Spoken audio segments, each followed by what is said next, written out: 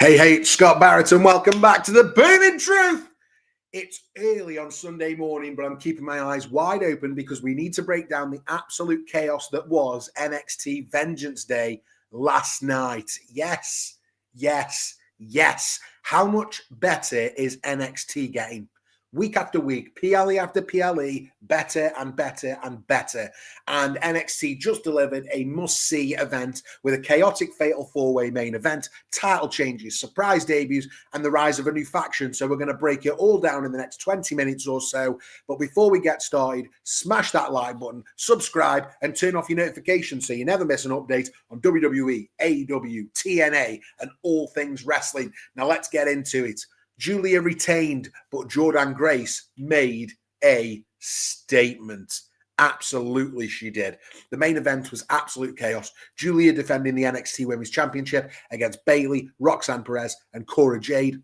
Non-stop action, huge near falls, a brutal Tower of Doom spot that I absolutely loved, and everyone looking like they could have won at different points, which is important in a four-way match.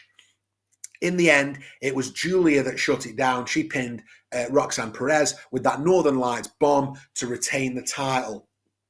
And really, really good match. Enjoyed Bayley being back in NXT. I imagine she's going to leave the black and silver brand now and go back to the main roster. But she's added some real star power to this feud. Not that it needed any. Cora Jade and Roxanne. Are they friends now? Are they enemies? Are they frenemies? Are they going to rekindle? Giulia continues as NXT champion for whatever is next for her. And at that point, when we think what is next for her, who comes out but Jordynne Grace? So Jordynne Grace in the ring, face to face with Giulia. And Stephanie Vaquer, who also came out to almost celebrate, I think the end of WrestleMania 20.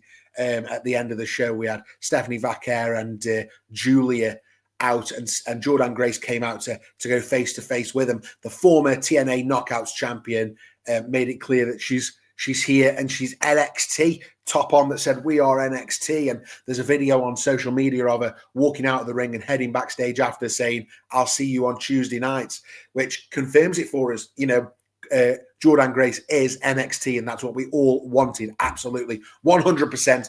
Bring on Jordynne Grace. The sky's the limit. And, you know, some of the feuds that we can have now in NXT, you know, thinking Jordynne Grace, Stephanie Vaquer, Jordynne Grace, Giulia, Jordynne Grace, Roxanne, Jordynne Grace, Cora Jade, Jordynne Grace, Sol Rucker, Zarya, the Meta Girls, and countless others. You know, so much amazing talent in the NXT Women's Division. And this proves it, right? The NXT Women's Division is the best women's division in the world, and we keep adding to it. You know, I didn't even start talking about, you know, some of the former champions that are on the show as well, but we'll talk about them as we go on.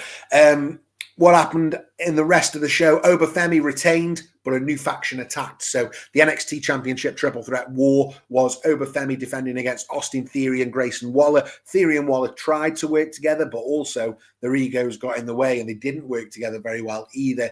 Oba Femi eventually overpowering both. And it's interesting that we had, obviously, Bayley in the main event from the main roster, adding some star power.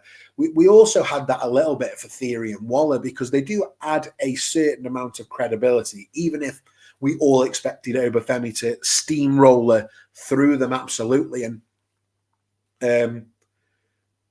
I do think this card and this show benefited from having Theory and Waller because on the face of it, you could have done Oba Femi versus Trick Williams rematch.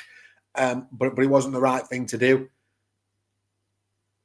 This match gave it a bit of breathing room. Trick did his thing with Eddy Thorpe, and Oba Femi got an absolutely, the best word to use here, credible but strong. He got a really strong title defense here, which is great for the new champion to have. He overpowered them both. He hit Waller with the fall from Grace to retain in the end, and then a post-match bombshell that mystery faction that we've been seeing videos for the last few weeks. I don't know whether to call them Retribution or Shield 2.0 or Shield Tribution, maybe. But yeah, this mystery faction attacked Oba Femi and left him laid out in the ring. These guys came in, like I say, Shield style. They hit a huge power bomb on the champ. I suppose the questions are, who are they? Is this a new dominant force in NXT? Please drop your theories in the comments. I'm really interested to know what you think about that. Genuinely excited to see what happens with this faction. And we've had these sort of introductions before, from, you know, Nexus back in the day to the Shield, obviously Retribution most recently. But if we get this right in NXT, it could set up some really interesting stories over the next couple of months. So absolutely, whatever this faction's name and goals are, I think it'll be really interesting. So yeah, drop your theories in the comments. Really, really interested in that. What else did we have happening? Controversial, this one. Trick Williams lost in a strap match to Eddy Thorpe. And my question for the comments, for the chat, and just for you guys at home is, booking genius or wrestle crap? That's my question. You know, is that bad booking or is it absolutely genius? The fans were all in on Trick. I am too. Whoop that Trick. But Eddy Thorpe played dirty, used the strap for a low blow and a running knee to steal the win. And that was quite a nice spot where Trick, I think, had gone for the trick shot. The strap had got tucked between his legs, and then Eddy Thorpe pulled it from under him to give him the low blow. And then obviously that running knee that I talked about then. But controversial loss there for Trick Williams. We expected him maybe to win this and then move up to the main roster. Obviously, it looks like, I say obviously, but it looks like now we are almost stuttering on that to get past WrestleMania. I imagine he's a night after WrestleMania debut. However, does this hurt him short term? I'm not sure. Does this loss hurt Trick Williams, or does it just help Eddy Thorpe? So shocking outcome either way. Trick was obviously the heavy favourite, like I say, and I just think the loss, his time isn't wrapping up quite as we expected. There may be a rematch in here, possibly at the next PLE for NXT, which I think is stand and deliver over WrestleMania weekend. So it'll be really interesting to see how we go there. What do you think? Did WWE make the right call, or should Trick have won that one? I'm unsure. I can't make a decision. I'm going to have to give it some breathing room, I think. I literally finished watching the event about an hour ago. So, yeah, not quite sure what I think of it yet. I suppose we'll find out on Tuesday night on NXT what's next, and therefore we can make a better decision on how we feel about it. This was the surprise package, the next one of me, actually. I really enjoyed this. So Axiom and Nathan Frazer defending the NXT Tag Team Championships against Briggs and Inamura. And this was a classic. I really, really, really enjoyed this. Josh Briggs, I suppose, impressed me more than anyone. Inamura, we knew, was a great talent. Axiom and Frazer, we've seen them, you know, in these fast-paced matches again and again and again, defending the tag team titles. But Josh Briggs really impressed me in this one. And in one of the fastest-paced matches of the night, they put on an absolute clinic, a classic for me. I would be quite happy to say to anyone, if you're going to watch a match from the NXT Vengeance Day PLE, oh, that rhymes, I would say watch the tag match, because I really enjoyed it. Genuinely, I thought it was strong. I thought the action was good. The finish was good. And again, post-match, this is before what happened with Oba Femi. This new group of four, the Shield Tribution, stormed the ring after the tag match as well, and they took out everybody again. It looks like this quartet, this stable, is led by Dion Lennox. Now, I don't know a lot about Dion Lennox. I haven't done any research. I want the story to unfold and to learn as we go. But one of the commentators, I think it was Corey Graves, certainly knew who he was. And I think to myself, you know, sometimes, Corey, you can be too smart for your own good. Bobby Heenan was a bit like this sometimes. And sometimes you can be too clever for your own good. And you say things that you think, oh, I wish they'd just let it breathe a little bit. Like, for example, this saying that that's Dion Lennox. I mean, we didn't have to know. I didn't know who he was. Now I can do a bit of research if I want, but I didn't have to know he was Dion Lennox. They could have let it breathe for next week and gone, oh my God, it's such and such. And I think back to Bobby Heenan, you know, when Hogan came out for the NWO angle, when he turned, and I think Bobby Heenan's line is something like, yeah, but whose side is he on? And it almost gives the game away. Like, just you can be too clever for your own good. Just sometimes just play a bit more dumb for us, because if you're a new viewer, and I've been watching these NXT shows for a few months now, probably a bit longer, October maybe, I've been doing the NXT review. And previously to that, I hadn't watched NXT since forever ago. So I don't know who Dion Lennox is, and I want the story to unfold. I don't need to know his backstory, you know, as a new viewer. I just want to know about right now, because that's what's important. The backstory can be told later in packages, etc. But I suppose the good thing is this NXT's next dominant faction? Hopefully, it's going to inject some new life into the show, which is really interesting and spicy and what we're looking for. So, yeah, I'm quite happy with this. I think I wasn't quite sure what we were going to get. It was almost Wyatt 60 in the packages previously, when we've had those little surprise messages. But yeah, I'm intrigued. Intrigued is the word. I'm looking forward to what's next with those. So Axiom and Nathan Frazer retained and then got beat up to high heaven, but then so did Briggs and Inamura. So there you go. The next one was a really personal clash, and this one was Ethan Page versus Javon Evans. And this was, like I say, personal, but it was brutal as well. Javon Evans is my favorite thing about NXT. He is brilliant in the best way. And you can be brilliant in the best way.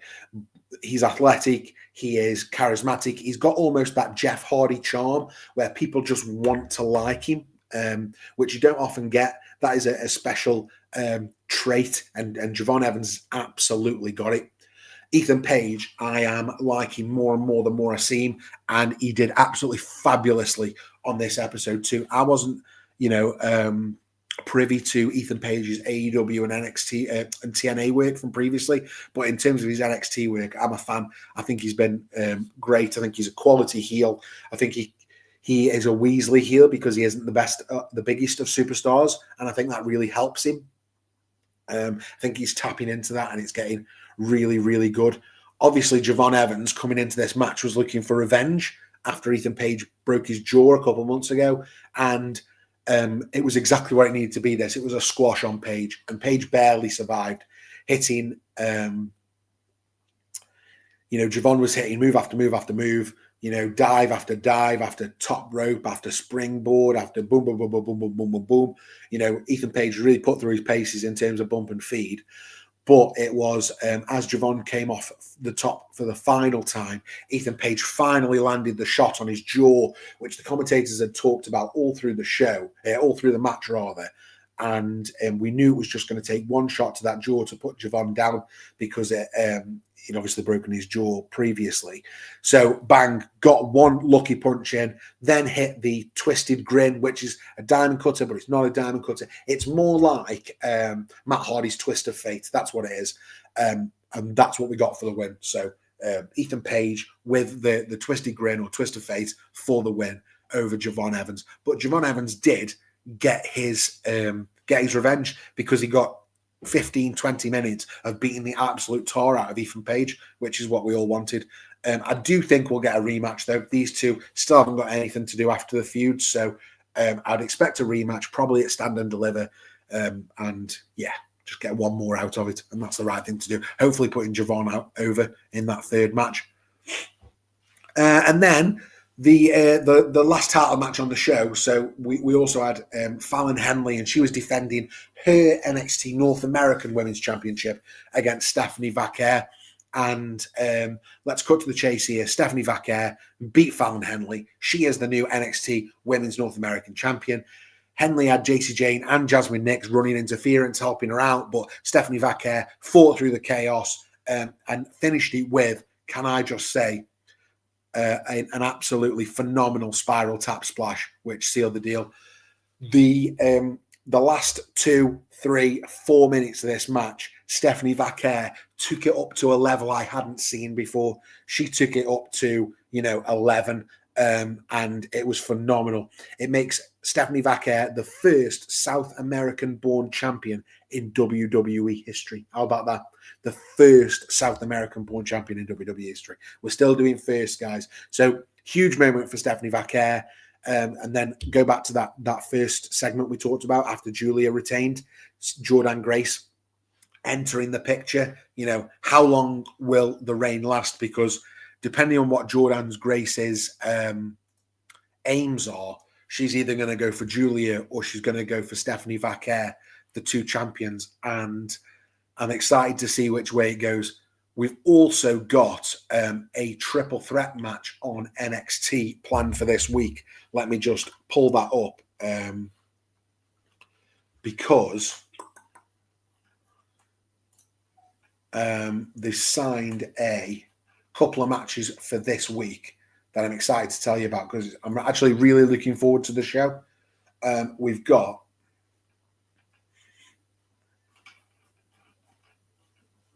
I'll tell you what else I want to talk about. Santino was on the show. Santino had a cameo backstage with Ava talking about whatever they're going to do next. And I thought that was really cool. Really like Santino. Let's have a look, see if we've got a preview of this week's NXT.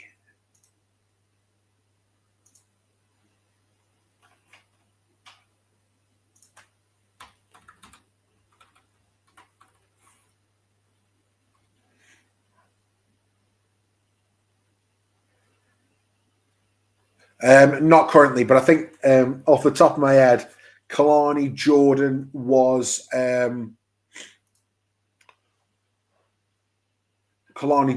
announced.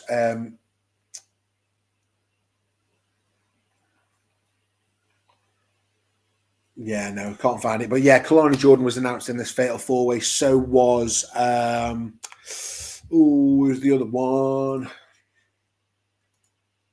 I can't remember, but there's a triple threat match for the number one contender for the NXT North American Championship been signed. Also, we've got something else signed for the match. Oh, yeah, we've got Sean Spears signed to wrestle Stacks of the D'Angelo family following that brutal attack on Wednesday on Tony D'Angelo over here. Tony, can you see him? There he is. Tony with his North American Championship. So that continues the story of that NXT North American Championship, and Sean Spears really wants it. So from this show, though, what have we got on NXT coming up? Well, Giulia, Stephanie Vaquer, Jordynne Grace. Where do we go from here? What is the feud, and what are we going to do? Oba Femi and the Mystery Faction, the tag champions, the tag champs. We've got Axiom and Nathan Frazer, and the Mystery Faction. Where do we go from here? Lots and lots going on. Ethan Page, Javon Evans, number 2. Hopefully we're going to get it stand and deliver, but we'll see how that develops. And Trick Williams, is it main roster for him? Is it a revenge match against Eddy Thorpe? Who knows, but we need to know what's happening with Trick, and I hope they don't pull him up to the main roster too early. Wait until after Mania, which will give this a bit of breathing room, and we can make good on. It was a great it was a great win for Eddy Thorpe, but it doesn't do a great deal for Trick, so we need to fix that before he goes to the main roster. And I suppose my final thoughts on NXT on the big review and Vengeance Day were Jordynne Grace's debut is I'm not overselling this. Jordynne Grace's debut is a major moment, not just for NXT, but for WWE. She is going to be a massive star.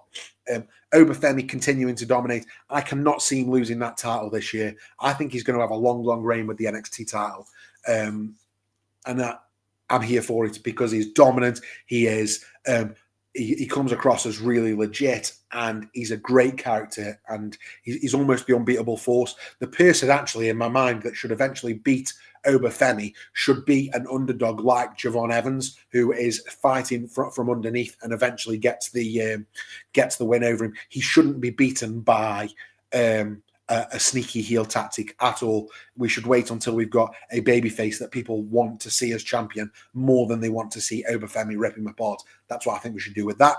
And I suppose my last thought on the show was around Stephanie Vaquer and how amazing it is to finally have a champion that was born in South America. You know, WWE worldwide these days, and to see that is really great. Yeah, but I want to hear from you. So what do you think of this stable that attacked the tag champs and Oba Femi? What do you think about them? What do you think the story is? Let me know in the comments. Was Trick Williams losing the right call? Let me know in the comments below, because I'm not sure. And which championship do we think Jordynne Grace will target, and do we think she will win that championship? Like I say, drop your thoughts in the comments, smash that like button, make sure you subscribe for all those updates. I'll be back breaking down all things NXT as we build towards Stand and Deliver on Wednesday morning for Tuesday night's NXT show. Until next time, that's a wrap. And it's getting crazy, right? It's absolutely getting crazy. NXT is going from strength to strength. We are on the road to 1,000 subscribers on YouTube. It says it right there below me. If you love wrestling and you want to help our channel grow, please hit that subscribe button, turn on your notifications, and spread the word. Let's build a community together. That's what we want to do. As always, stay hyped, stay wrestling, and I'll see you next time on The Burning Truth. Excelsior.